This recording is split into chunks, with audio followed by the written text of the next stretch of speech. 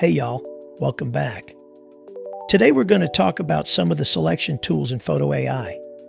In this image you can see that we have a pretty clear subject. The folks here in the center might be the only thing we want to sharpen in this image. We can do that in a couple different ways. One of the easiest ways is to just go over here to Enhancements and add Sharpen. By default, Photo AI has automatically chosen the subject as the area to sharpen. You can see though that there's a couple of issues with the selection. It didn't get all of the woman's legs, and part of the dog's nose and feet are not fully selected. We can go ahead and make changes by clicking on Edit Selection. You'll find this tab on most of the enhancements in Photo AI.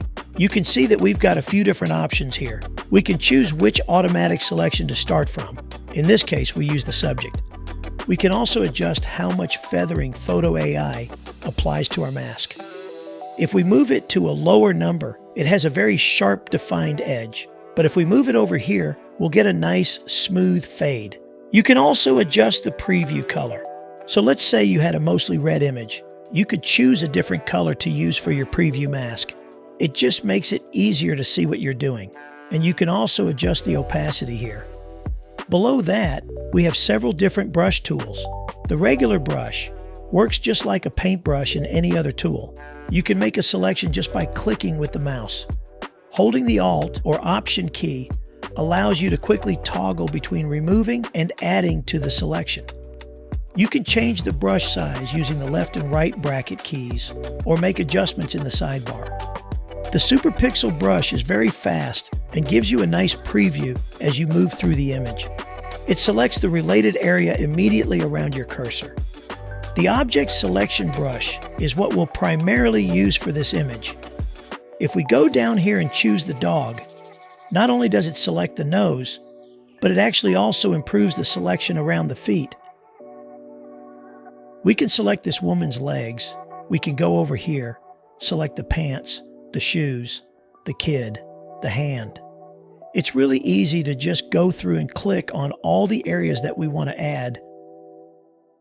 We can use it to remove areas just the same way by holding the Alt key. It's really nice for these complex features like around this plant, where it would normally be hard to do with a regular brush tool. So now that our selections are refined, we can just go back to the controls page. You can see that it's automatically switched the selection to custom, and we can preview the mask just by hovering over the dropdown or the selection name in the stack.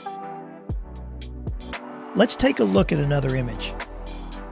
So one thing that you may notice in Photo AI is that the subject selection is really designed for images that have a very strong subject, something like a person or an object.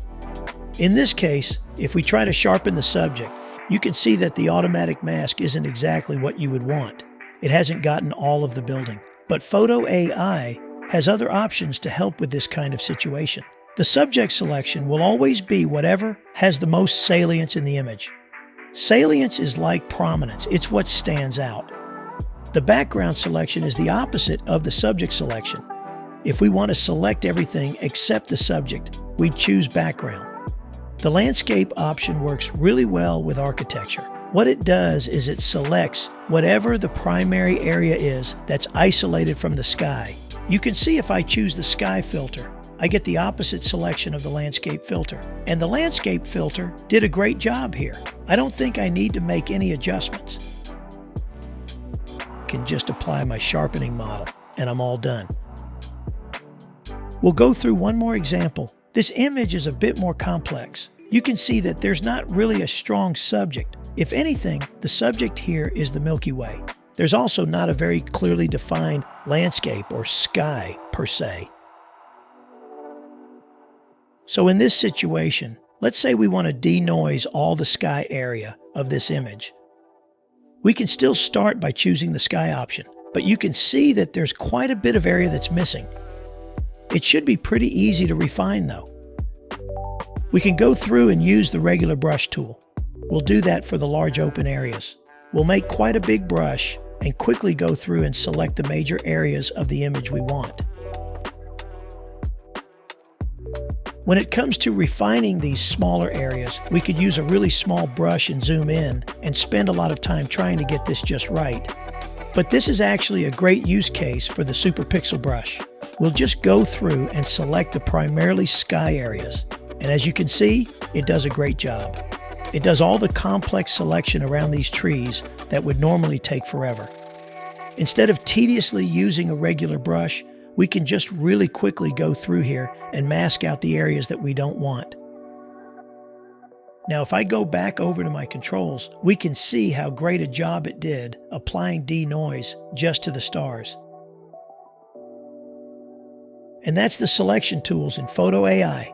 Leave us a comment if you have any other questions we can answer, and check out the rest of our tutorial series on YouTube.